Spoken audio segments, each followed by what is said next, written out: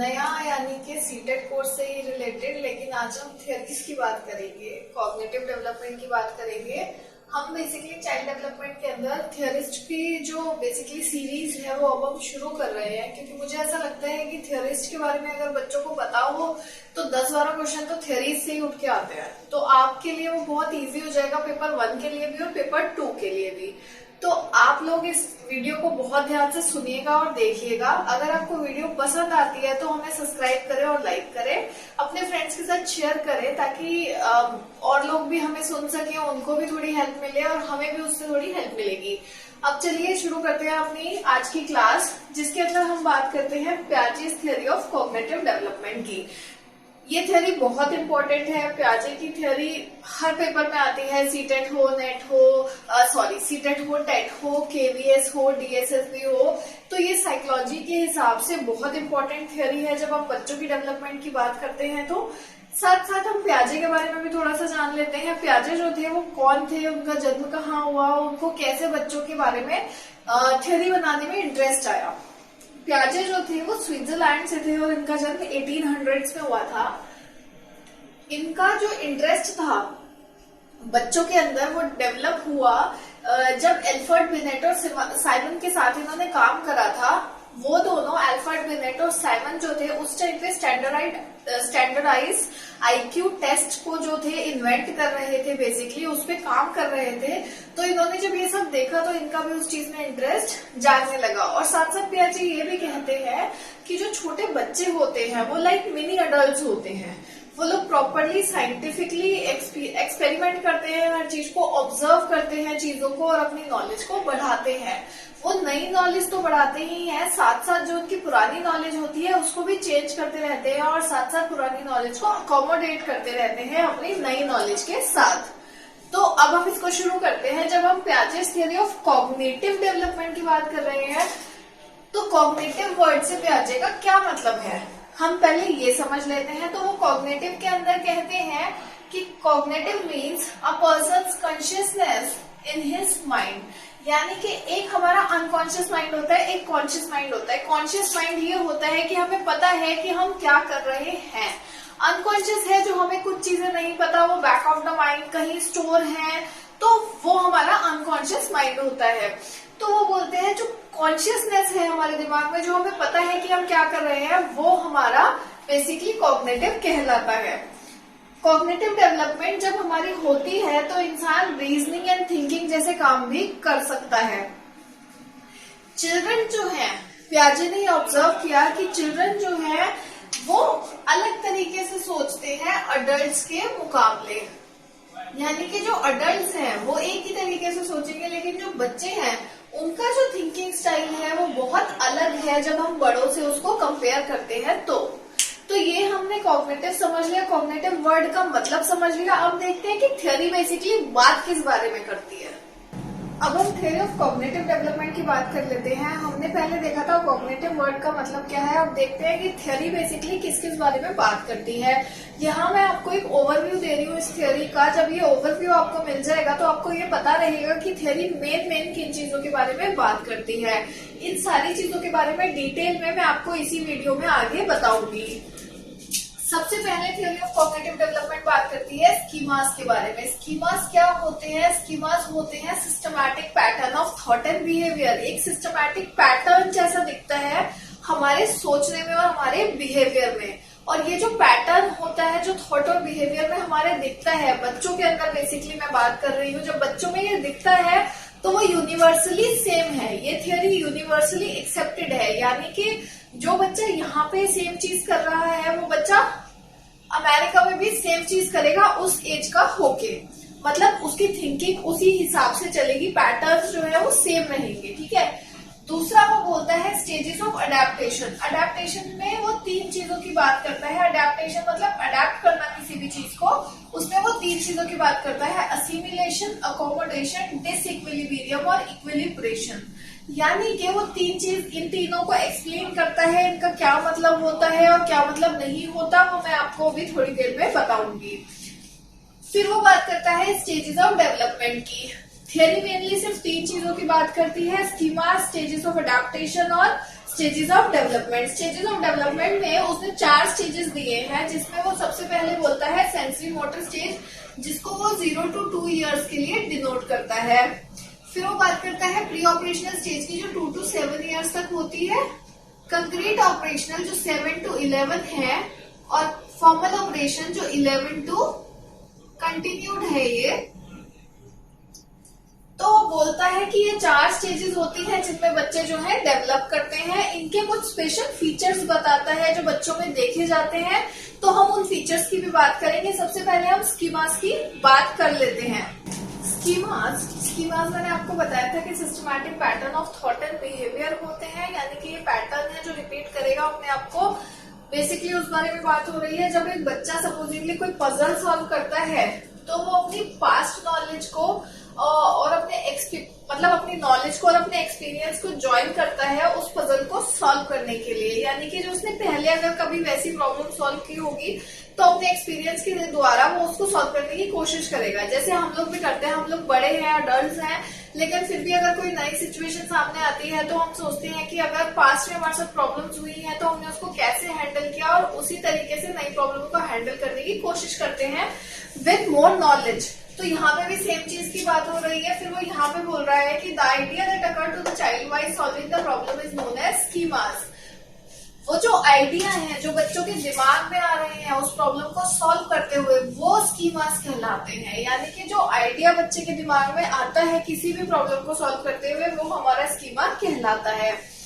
उसकी डेफिनेशन वो स्कीमास की देता है। वो कहता है cohesive repeatable action sequence possessing component actions that are tightly interconnected and governed by a core meaning। वो कहता है ये बेसिकली यूनाइटेड एक्शंस हैं जो कि रिपीट होते हैं बार बार, और इनका एक सीक्वेंस है जो कि टाइटली इंटरकनेक्टेड है। यानी कि ये जो भी ये प्रॉब्लम सॉल्विंग के पैटर्न है ये बेसिकली इंटरकनेक्टेड है आपस में, और ये बार बार रिपीट होते हैं जब तक कि हम एक मीनिंग नहीं निकाल लेते, मतलब हम प्रॉब्लम का सोल्यूशन नहीं निकाल लेते। तो स्कीमा में उसने सिर्फ इतनी बात करी है। स्कीमा बहुत बार पूछा गया है कि ये कॉन्सेप्ट किसने दिया था, ये कॉन्सेप्ट पियाजे ने दिया था। स्कीमा से रिलेटेड ये भी पूछा गया है कि स्कीमा क्या होता है, तो basically systematic pattern of thought and behaviour होता है। ये चीज आपको याद रखनी है। अब एक बार अडेप्टेशन की हम बात कर लेते हैं कि अडेप्टेशन क्या होता है और उसमें कितनी स्टेजेस हमारी होती है। जब हम स्टेजेस ऑफ अडेप्टेशन की बात करते हैं तो स्टेजेस ऑफ अडेप्टेशन के अंदर बेसिकली 3 स्टेजेस आती हैं। ये मैंने आपको पहले भी बताया था, असिमिलेशन, अकोमोडेशन, इक्विलिब्रेशन एंड डिसइक्विलिब्रेशन। तो ये तीनों क्या होते हैं ये भी मैं आपको बता देती हूँ और इसका एग्जाम्पल भी मैं दूंगी। असिमिलेशन होता है which is using the existing schemas to deal with the new object और नॉलेज।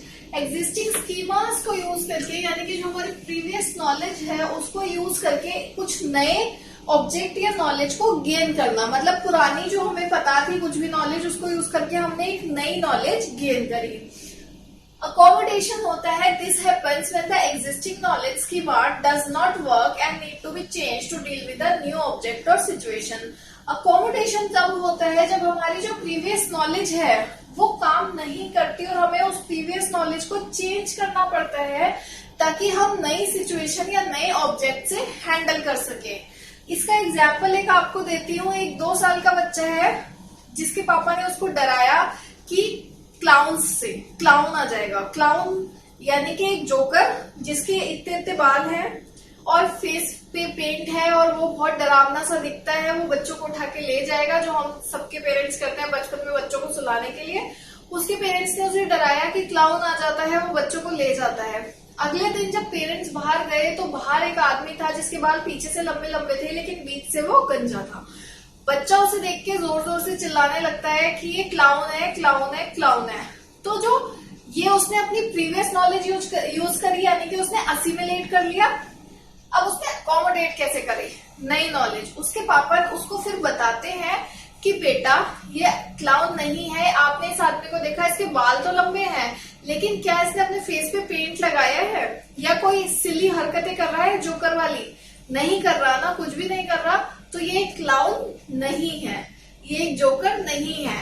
अब उसको ये पता लग गया कि वो जो उसका कॉन्सेप्ट था दिमाग में जोकर का कि वो हमेशा ही डरावने होते हैं और उसके हमेशा बाल लंबे होते हैं, वो थोड़ा सा चेंज हो गया कि लंबे बाल किसी के भी हो सकते हैं और जरूरी नहीं है कि जिसके लंबे बाल हो वो हर एक आदमी क्लाउन हो। यहाँ उसकी प्रीवियस नॉलेज थी, यहाँ उसने उसको नई नॉलेज के साथ अकोमोडेट कर लिया एक नए ऑब्जेक्ट से डील करने के लिए। नया ऑब्जेक्ट कौन था? वो आदमी जिसके लंबे लंबे बाल थे। तो ये हमने असिमिलेशन और अकोमोडेशन समझ लिया। अब हम बात करते हैं इक्विलिब्रेशन और डिसइक्विलिब्रेशन की। डिसइक्विलिब्रेशन क्या होता है और इक्विलिब्रेशन क्या होता है? इक्विलिब्रेशन होता है force which takes the development along, यानी कि पियाजे कहता है कि इक्विलिब्रेशन ऐसा फोर्स है जिससे हमारी डेवलपमेंट होती है। नेक्स्ट पियाजे कहता है चाइल्ड डेवलपमेंट जो है वो प्रोग्रेस नहीं कर सकती at a steady rate but rather in leaps and bound.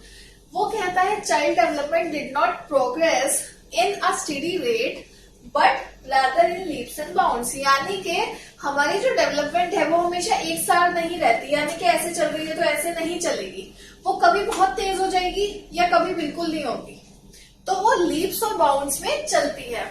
Equilibration क्या होता है? इक्विलिब्रेशन होता है बच्चे का स्कीमा जब नई इंफॉर्मेशन को असिमिलेट कर पाता है, यानी कि उसने पुरानी इंफॉर्मेशन से नई इंफॉर्मेशन को भी डील कर लिया। लेकिन जब ऐसा नहीं होता तब हमारा डिसइक्विलिब्रेशन कहलाता है। ये बहुत इंपॉर्टेंट क्वेश्चन है। असिमिलेशन और अकोमोडेशन बार बार सीटेट में पूछा जाता है, तो इसको समझने की बहुत ज्यादा जरूरत है। साथ साथ मैं आपको एक चीज और बताना चाहूंगी जो मैं स्कीमास में नहीं बता पाई थी आपको। स्कीमास को बिल्डिंग ब्लॉक्स ऑफ नॉलेज भी कहा जाता है। ये बहुत बार पूछा गया है सीटेट के अंदर कि बिल्डिंग ब्लॉक्स ऑफ नॉलेज क्या होते हैं। बिल्डिंग ब्लॉक्स ऑफ नॉलेज हमारे स्कीमास होते हैं, तो ये भी एक बहुत इंपॉर्टेंट पॉइंट है, इसको आप याद रखिएगा। असिमिलेशन और अकोमोडेशन क्या होते हैं ये मैंने आपको बता दिया है। अब हम स्टेजेस पे मूव करते हैं, जो डेवलपमेंट की स्टेजेस पियाजे ने दी थी उनके बारे में बात करते हैं। स्टेजेस ऑफ डेवलपमेंट में पियाजे 4 स्टेजेस की बात करते हैं: sensory motor, pre operational, concrete operational, formal operation stage. ये स्टेजेस के साथ इन्होंने एज भी मेंशन करी है। 0 to 2 सेंसरी मोटर होता है, प्री ऑपरेशनल 2 to 7 होता है, कंक्रीट ऑपरेशनल 7 to 11 होता है और formal operational 11 plus adolescence and adulthood होता है। पियाजे ने ये स्टेजेस दी है जिसमें एज भी मेंशन है, लेकिन जो हमारी बेसिकली ये स्टेजेस जो बच्चा रीच करता है वो सब बच्चे एक लेवल पे ये स्टेज रीच नहीं करते। ये एज जो इन्होंने बताई है ये सिर्फ एक इंडिकेशन है कि इस एज तक बच्चे को ये चीजें कर लेनी चाहिए, लेकिन उसमें हमारे सोशल एनवायरनमेंट का और बायोलॉजिकल चेंजेस का भी बहुत बड़ा हाथ रहता है। अगर किसी बच्चे को बायोलॉजिकली ग्रो करने में प्रॉब्लम है या उसका सोशल इंटरेक्शन नहीं है तो शायद उसकी ग्रोथ थोड़ी लेट भी हो सकती है। साथ साथ उन्होंने ये भी बोला है कि बहुत से लोग जो होते हैं वो लेटर स्टेजेस तक यानी कि 11 प्लस एडोलेसेंस वाले स्टेजेस पे मूव नहीं कर पाते हैं, उनके कुछ भी रीजंस हो सकते हैं। तो ये एज फिक्स्ड नहीं है, ये एज उन्होंने एक तरीके से एक आइडिया देने के लिए दी है कि इस स्टेज के अंदर इस एज में इतनी चीजें बच्चे को आ जानी चाहिए या उन्हें कर लेना चाहिए। तो अब हम 1 by 1 इन स्टेजेस को डिस्कस करेंगे और फिर देखेंगे कि कैसे जो है बेसिकली इनकी क्या स्पेशलिटीज हैं और क्या क्या डिफरेंसेस हैं इनमें।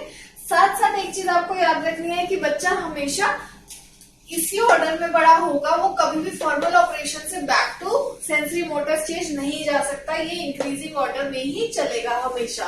तो ये 2-3 चीजें थी जो आपको याद रखने वाली थी। अब इन्हें हम 1 by 1 डिस्कस कर लेते हैं कि सेंसरी मोटर स्टेज क्या होती है, प्री ऑपरेशनल स्टेज क्या होती है, कंक्रीट ऑपरेशनल और फॉर्मल स्टेज क्या होती है। तो ये बात करते हैं 1 by 1।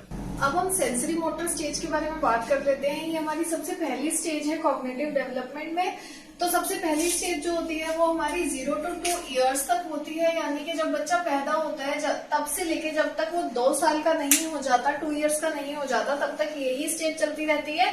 इस स्टेज की क्या खासियत है, इसमें क्या होता है, इस बारे में बात करते हैं। और वो कहता है infants and toddlers acquire knowledge through sensory experiences and manipulation of object not through thinking. जब बच्चा बहुत छोटा होता है, वो पैदा होता है, वो कैसे अपनी नॉलेज एक्वायर करता है, sensory objects, sensory experiences and manipulation of objects, यानी कि अपने हाथ पैर हिला के सेंसेस का यूज करके basically touch, seeing, smell, listening और फील, ये सारे सेंसेस का वो यूज करता है और अपने आसपास की दुनिया को एक्सप्लोर करता है इनके द्वारा। साथ साथ वो ऑब्जेक्ट्स को मैनिपुलेट करता है, ऑब्जेक्ट्स को चेंज करता रहता है, जिससे उसे पता लगता है कि हमारे आसपास की दुनिया में क्या हो रहा है। बेसिकली वो उस टाइम पे थिंकिंग जो प्रोसेस होता है वो नहीं कर पाता। At this point, the child's intelligence consists of its basic motor skills and senses exploration of the world. जब इस एज में बच्चा होता है तब बेसिकली उसके पास कोई इंटेलिजेंस नहीं होती। इंटेलिजेंस जो होती है उसकी मोटर स्किल्स होती है और सेंसेस होती है, जिनसे वो अपने आसपास के वर्ल्ड को एक्सप्लोर करता है। He learns about the world through senses such as sucking, grasping, looking and listening.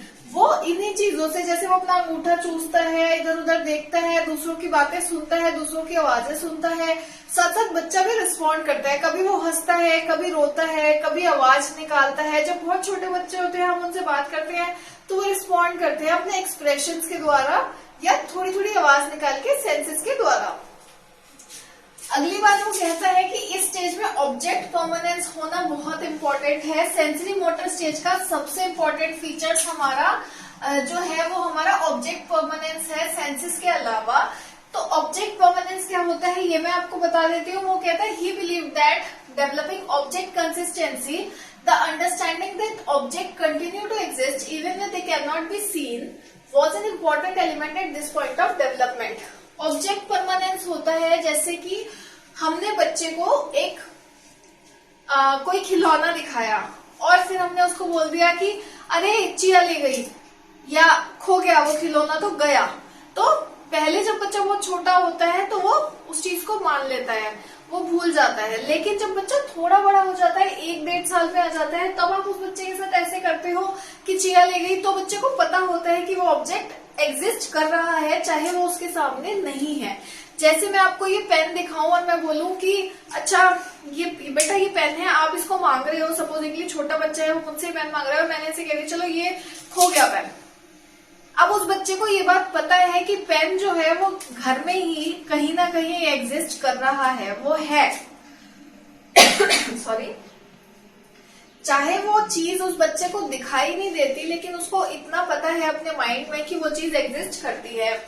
By learning that objects are separated distinct entities and they have an existence of their own outside of individual perception, children are then able to begin to attach names and words to the object. जब बच्चा ये सीख लेता है कि object जो है वो सेपरेट है, ये अपने आप में एक एंटिटी है, ये अपने आप में कोई चीज है, ये एग्जिस्ट करती है, चाहे मैं इसे अपने सामने न रख के साइड में रख दूं, तब वो बोलता है कि मतलब कि इंडिविजुअल परसेप्शन के अलावा, यानी कि जब मुझे नहीं दिख रही तब भी वो एग्जिस्ट कर रही है, तब वो उन चीजों को एक नाम देने लगता है।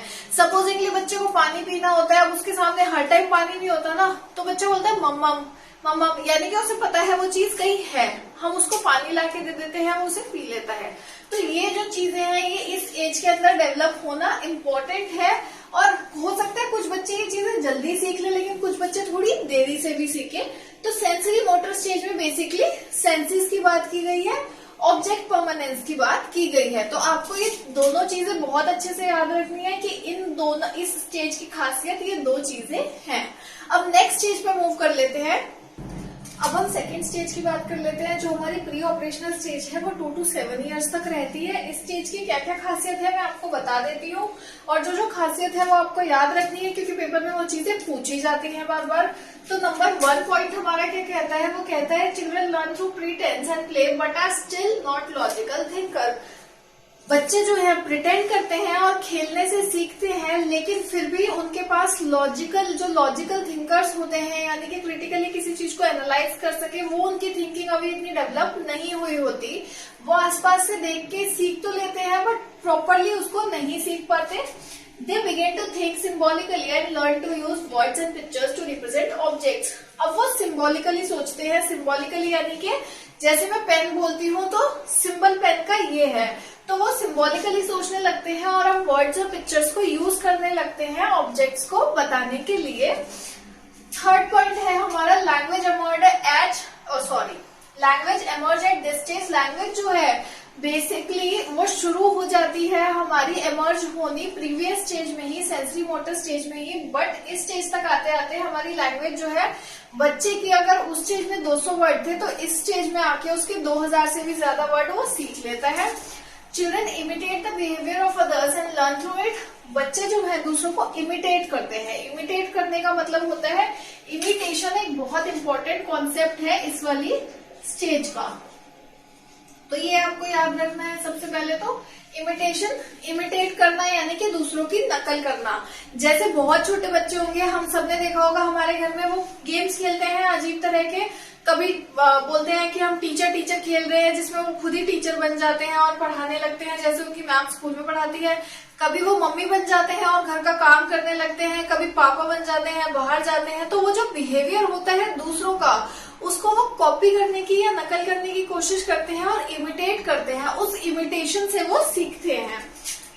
They also believe that inanimate objects like toys have feelings and emotion। साथ साथ जो बहुत छोटे बच्चे, जब बच्चा 2 to 7 years वाली एज में होता है, तो जब वो 3-4 years का होता है, वो अपने टॉयज की बहुत केयर करता है। बोलता है मैं इसको सुला रहा हूँ, अब इसको भूख लग रही है, मैं इसको खाना खिला रहा हूँ। तो उन्हें ऐसा लगता है कि जो ये टॉयज वगैरह हैं, इनके अंदर भी फीलिंग्स हैं, इमोशंस हैं, यानी कि ये भी हम लोगों की तरह ही है। अगर हम इनको खाना नहीं देंगे तो ये भूख से मर जाएंगे, या ये रोएंगे, ये परेशान होंगे, उनको ऐसा लगता है। फिर बात करते हैं, at this stage children remember objects and happenings and their thinking become more imaginative and centred on themself. बच्चे जो हैं याद रख सकते हैं जो चीजें हुई थी कल या परसों, और इनकी थिंकिंग जो होती है और भी ज्यादा इमेजिनेटिव हो जाती है। बच्चे इस स्टेज में बहुत ज्यादा स्टोरीज सुनाते हैं। आपको पता है कल ऐसे हुआ था, मैं सुपर हीरो बन गया था, फिर मैंने ऐसे किया था। तो वो जो उनकी इमेजिनेशन है वो बहुत हाई लेवल पे इस टाइम पे होती है, लेकिन उनके अराउंड सेंटर्ड होती है। यानी कि उनकी जो भी इमेजिनेशन होगी उसके अंदर हीरो हमेशा वो खुद होंगे, कोई और नहीं होगा। फिर बात करते हैं ईगोसेंट्रिज्म की। जब बहुत छोटा बच्चा होता है, ये सेकंड बहुत इंपॉर्टेंट फीचर है स्टेज का, ईगोसेंट्रिज्म। ये दोनों ही बहुत इंपॉर्टेंट है, इमिटेशन और ईगोसेंट्रिज्म याद रखिएगा। ईगोसेंट्रिज्म क्या होता है? बच्चा ईगोइस्टिक होता है। ईगोइस्टिक का मतलब ये है कि सिर्फ अपने पे ध्यान देने वाला, उसे दूसरों के पॉइंट ऑफ व्यू समझ नहीं आते। जब आप किसी फर्स्ट सेकंड क्लास में जाओगे छोटे बच्चों की, या प्ले स्कूल में अगर हम जाते हैं, तो बच्चे सब बोल रहे होते हैं लेकिन कोई किसी की नहीं सुनता। उन्हें दूसरे के पॉइंट ऑफ व्यू को समझने में प्रॉब्लम होती है, इसलिए बच्चे अपनी बात ही कहते रहते हैं, अपने आप को ही सेंटर रखते हैं। तो ये स्टेज की मैंने आपको सारी खासियतें बता दी हैं। सिंबॉलिक थिंकर्स होते हैं, इमिटेट करते हैं, इगोसेंट्रिक होते हैं, और साथ साथ उन्हें लगता है इनएनिमेटेड ऑब्जेक्ट्स में भी फीलिंग्स होती हैं, इमोशंस होते हैं। तो नेक्स्ट स्टेज पे अब मूव ऑन कर लेते हैं, जो हमारी है कंक्रीट ऑपरेशनल स्टेज। है कंक्रीट ऑपरेशनल स्टेज। कंक्रीट का मतलब होता है वो चीज जो हमारे सामने है। एब्स्ट्रैक्ट का मतलब होता है वो चीज जिसके बारे में हमें सोचना पड़े। जैसे अगर मैं अभी पेन कहूँ तो ये सामने मेरे हाथ में है, लेकिन अगर मैं वाटर बॉटल कहूंगी तो वो आपको सोचना पड़ेगा। तो कंक्रीट ऑपरेशनल स्टेज में आप नाम से ही समझ गए होंगे, बच्चे कंक्रीट चीजों के द्वारा सीखते हैं, यानी कि जो चीजें उनके सामने होती है उनसे वो बहुत जल्दी सीख लेते हैं। इंस्टेड की हम एब्स्ट्रैक्ट चीजों की बात करें, उनके लिए वो चीजें इमेजिन करना थोड़ा मुश्किल हो जाता है, और ये 7 to 11 ईयर्स तक रहती है। तो इसके फीचर्स देख लेते हैं क्या क्या है, क्या इंपॉर्टेंट चीज है, वो मैं आपको अलग से बता दूंगी जो पेपर में पूछी जाती है। सबसे पहले वो कहते हैं children begin to think more logically but their thinking में बी वेरी रिजिड। बच्चे जो है लॉजिकली सोचने लगते हैं। अब जैसे वो प्रीवियस स्टेज में इमिटेट करते थे या फिर सोचते थे कि टॉयज के पास भी फीलिंग्स और इमोशंस है, इस स्टेज में ऐसा कुछ नहीं होता। अब उन्हें पता है कि वो सिर्फ एक टॉय है और उसको दर्द नहीं होता, उसको भूख नहीं लगती। अब उनके पास लॉजिक्स है, लेकिन फिर भी उनकी थिंकिंग बहुत रिजिड होती है, मतलब बहुत छोटी होती है। They tend to struggle with abstract and hypothetical concepts। यानी कि अगर हम एब्स्ट्रैक्ट चीजों की या हाइपोथेटिकल बहुत हाई लेवल के कैलकुलेशंस की अगर मैं बात करूं या रीजनिंग की बात करूं, वो बच्चे नहीं कर पाते हैं। They becomes less self-centered and begin to think how other might think or feel। वो अब जो है उनका ईगोसेंट्रिज्म जो था वो बिल्कुल ही खत्म हो जाता है, और अब वो क्या करते हैं, बेसिकली ये समझने लगते हैं या दूसरों का पॉइंट ऑफ व्यू लेने लगते हैं। अब उन्हें ऐसा लगने लगता है कि दूसरा मेरे बारे में क्या सोचेगा, तो यहाँ पे हमारा एक तो चीज यही है, कंक्रीट चीजों से बच्चा सीखता है। दूसरा हमारा है कि इगोसेंट्रिज्म जो है बच्चों का खत्म हो जाता है, डिसअपियर्स, इट डिसअपियर्स। फिर क्या बोलता है वो, फिर वो बोलता है कि they began to understand the concept of conservation, that the amount of liquid in a short and wide cup is equal to that in a tall and skinny. जैसे कि प्री ऑपरेशनल स्टेज में क्या होता है, बच्चे को अगर आप इतना पानी है, सपोजिटली मेरे पास ये बॉटल है और मैं बच्चे को यही पानी, इतना ही पानी एक और बोतल में दिखाऊं जो कि शायद चौड़ी हो, या किसी और बर्तन में यही पानी डाल के दिखाऊं, जैसे डोंगे में डाल के दिखाऊं, और बच्चे से पूछूं किसमें ज्यादा पानी है, तो बच्चा शायद कहे डोंगे में या बॉटल में। लेकिन जब वो इस स्टेज पे आता है तो उसे ये समझ आ जाता है कि जब पानी का अमाउंट सेम है तो आप उसे किसी भी बर्तन में डाल दो, पानी सेम ही रहेगा, वो ज्यादा या कम नहीं हो सकता जब तक कि हम उसे गिराए नहीं। एक और एग्जाम्पल देती हूँ ताकि आप इसको बेटर अंडरस्टैंड कर पाए। एक क्ले है हमारे पास जिसको हमने 2 इक्वल पार्ट्स में डिवाइड कर लिया। एक का मैंने बॉल बनाया, एक का मैंने चपाती बनाया। जब मैं चपाती बच्चे को दिखाती हूँ या बॉल बच्चे को दिखाती हूँ तो प्री ऑपरेशनल स्टेज में बच्चा कह सकता है कि चपाती जो है उसमें ज्यादा क्ले हमने यूज किया है क्योंकि वो फ्लैटन है और चौड़ी दिख रही है, जबकि बॉल छोटी है और गोल है तो उसमें कम क्ले है।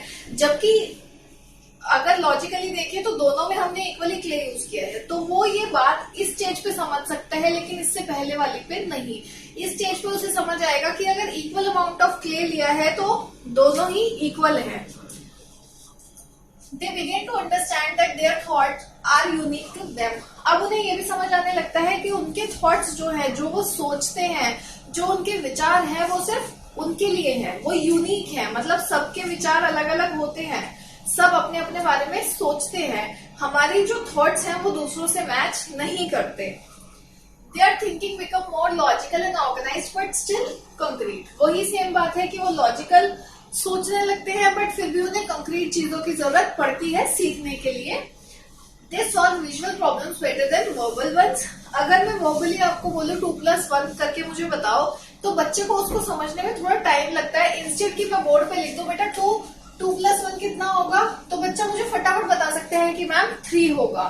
तो वही वो कह रहे हैं कि बच्चा जो देखता है वो जल्दी सीख सकता है, समझ सकता है या सॉल्व कर सकता है, इंस्टेड की हम उसे वर्बली बताएं। फिर वो बोलते हैं इमेजिनेशन। इससे पहले वाली स्टेज में मैंने आपको इमेजिनेशन के बारे में बताया था कि बच्चे इमेजिनेट करते हैं बहुत ज्यादा, जिसमें वो अपने आप को सेंटर रखते हैं, सुपर हीरो समझते हैं, उनकी बहुत स्टोरीज होती हैं। वो इमेजिनेशन इस वाली 7 to 11 ईयर्स वाली एज में आके खत्म हो जाती है। अब बच्चों को पता है कि कोई सुपर हीरो नहीं एग्जिस्ट करते, या सपोजिंगली कोई फेरीज एग्जिस्ट रियल लाइफ में नहीं करते। अब उन्हें पता है सेंटा क्लॉज कोई नहीं है, वो सिर्फ एक कॉन्सेप्ट है जो हम लोगों ने क्रिएट किया है। तो यहाँ पे उनकी लॉजिकल थिंकिंग डेवलप हो जाती है बट फिर भी उन्हें कंक्रीट चीजों की जरूरत पड़ती है। अब हम लास्ट स्टेज के बारे में बात करेंगे जो कि हमारी है formal operational stage. Formal operational stage की बात कर लेते हैं। ये स्टेज जो है 11 ईयर्स प्लस होती है और अडल्टहुड तक जाती है। यहाँ पे वो बेसिकली अडोलेसेंस की बात करता है। अडोलेसेंस में क्या क्या होता है बच्चों के साथ, बच्चे कैसे बिहेव करते हैं, क्या क्या चीजें डेवलप करते हैं, हम उनके बारे में बात करेंगे। सबसे पहले वो कहता है the final stage involves an increase in logic, deductive reasoning and understanding of abstract ideas. ये जो फाइनल स्टेज है हमारी, यहाँ पे बच्चों को क्या हो जाता है, लॉजिक इंक्रीज हो जाता है, उनकी रीजनिंग जो है डिडक्टिव रीजनिंग, यानी कि वो रीजन आउट कर सकते हैं, बड़े से छोटे रीजन पे आ सकते हैं, and understanding of abstract ideas. साथ साथ उनका जो एब्स्ट्रैक्ट आइडियाज है वो समझ आने लगते हैं। इससे पहले वाली स्टेज पे उन्हें सिर्फ कंक्रीट चीजों के द्वारा ही हम समझा सकते थे, बट अगर अब मैं आपको बोलूं कि आप बॉटल, तो बिना दिखाए भी आप उस चीज को समझ सकते हो कि मैं किस चीज के बारे में बात कर रही हूँ। Children can see more than one potential solution to the same problem and think more scientifically and logically about the world around them. बच्चे जो हैं वो अब बहुत ज्यादा लॉजिकली सोच लेते हैं, वो समझ सकते हैं कि अगर सपोजिंगली कोई प्रॉब्लम मैंने उन्हें दी है या उनकी लाइफ में कोई प्रॉब्लम है तो उसका एक से ज्यादा सोल्यूशन हो सकता है। तो बच्चे क्या करते हैं, अब क्वेश्चंस को या जो भी प्रॉब्लम्स होती है उनको साइंटिफिकली और लॉजिकली सॉल्व करने लगते हैं। Children can think abstractly without concrete material. अब वो कंक्रीट मटेरियल के बिना समझ सकते हैं, सोच सकते हैं। Instead of relying on past experience, children began to consider possible outcomes and consequences of actions. अब बच्चे जो है हर चीज के लिए पास्ट एक्सपीरियंस पे जो है रिलाय नहीं करते, डिपेंड नहीं करते। अब जो है वो समझते हैं कि अगर मैंने ऐसा करा तो इसका आउटकम क्या होगा। सपोजिंगली एक बच्चा है, उसे पता है अगर मैं क्लास में खड़ा होकर दूसरे बच्चे को मारूंगा तो मैम शायद मेरे पेरेंट्स से कंप्लेन कर देगी। तो वो जो आउटकम है कि अगर मैंने ऐसा किया तो ऐसा होगा, वो बच्चा सोच सकता है। ट्रायल एंड एरर जो वो प्रीवियस स्टेज में करते थे, ट्रायल एंड एरर यानी कि पहले जैसे सपोजिंगली उनको कोई क्वेश्चन दिया जाता था मैथ्स का, तो पहले ट्रायल करते थे, गलती होती थी, फिर पास्ट एक्सपीरियंस यूज करते थे, तो वो जो है इस स्टेज में खत्म हो जाता है। अब वो फटाफट से उन्हें कोई भी प्रॉब्लम तो फटाफट से एक ऑर्गेनाइज्ड अप्रोच चूज कर सकते हैं, यूज कर सकते हैं उसको सॉल्व करने की। हाइपोथेटिको डिडक्टिव रीजनिंग ये एक बहुत इंपॉर्टेंट पार्ट है फॉर्मल ऑपरेशनल स्टेज का। हाइपोथेटिको डिडक्टिव रीजनिंग जो है वो बच्चों की डेवलप हो जाती है। हाइपोथेटिको डिडक्टिव रीजनिंग का क्या मतलब होता है? इसका मतलब होता है they often ponder what if type situation and question and can think of multiple solution। अब बच्चे जो है what if वाली सिचुएशन सोच सकते हैं। सपोजिंगली मैं एक स्टूडेंट हूँ, मैं सोचती हूँ मैं स्कूल में बम लगाऊंगी, लेकिन मैं साथ साथ व्हाट इफ भी सोचती हूँ। पहले मैंने सोच लिया कि लगा दूंगी यार कौन पकड़ेगा, लेकिन फिर मैं ये सोचती हूँ कि अगर मैं पकड़ी गई तो मैं क्या करूंगी। तो वो जो अगर है उस पे बच्चे समझने लगते हैं, सोचने लगते हैं। साथ साथ इस स्टेज के अंदर उनकी आइडेंटिटी फॉर्मेशन हो रही होती है। तो बच्चे जो हैं उनके लिए फ्रेंड्स बहुत ज्यादा इम्पोर्टेंट होते हैं। साथ साथ उनको उनके लिए जो दूसरे उनके बारे में अदर्स परसेप्शन है वो बहुत इम्पोर्टेंट हो जाती है कि दूसरे उनके बारे में क्या सोचते हैं। मैं अच्छी लग रही हूँ या नहीं लग रही हूँ, उसे मैं बुरी तो नहीं लग रही हूँ। वो सारी चीजें इस स्टेज में डेवलप हो जाती हैं। जो बच्चे 11 एंड अबव होते हैं वो बहुत कॉन्शियस होते हैं अपने लुक्स को लेके, अपने बिहेवियर को लेके, अपने फ्रेंड सर्कल को लेके। तो ये सारी चीजें इस स्टेज के अंदर हमारी आती हैं। तो ये प्याजे की थ्योरी हमने कर ली है। प्याजे ने जो भी स्टेजेस दी हैं वो यूनिवर्सल है, यानी कि यूनिवर्सली एक्सेप्टेबल है और यूनिवर्सली सेम फॉलो करती है। और साथ साथ हमेशा ही वो एक सीक्वेंस फॉलो करेंगी, हमेशा ही वैसे चलेंगी। और जो जो हर स्टेज की खासियत है वो ज्यादातर बच्चे जो है उसको दिखाएंगे। कुछ लेट दिखा सकते हैं, कुछ जल्दी दिखा सकते हैं। तो ये जो स्टेजेस हैं इनकी जो खासियत है वो मैंने आपको बता दी है। कौन सी स्टेज किस बारे में बात करती है ये भी मैंने आपको बता दी है। इसके नोट्स आपको नीचे लिंक में मिल जाएंगे। अगर आपको कुछ भी समझ नहीं आया है, आप कुछ और मुझसे पूछना चाहते हैं तो आप मुझसे कमेंट करके पूछ सकते हैं। साथ साथ एक रिक्वेस्ट है मेरी आप लोगों से कि प्लीज मेरे चैनल को सब्सक्राइब करिए और प्लीज वीडियो स्किप मत करिए। आपको अगर वीडियो देखनी है तो आप पूरी देखिए। अगर आप बीच बीच से स्किप कर देंगे तो जैसे मैंने यहाँ पे प्रीवियस स्टेज को रेफर किया, आप उस चीज को समझ नहीं पाएंगे। तो ये हमारी आज की वीडियो खत्म हो गई जो हमने प्याजे पे की। अब हम नेक्स्ट वीडियो में भी थ्योरी की बात करने की कोशिश करेंगे। मैं कोशिश कर रही हूँ कि जो थ्योरी वाला सेक्शन है वो आपका कंप्लीट करवा दूं। Thank you.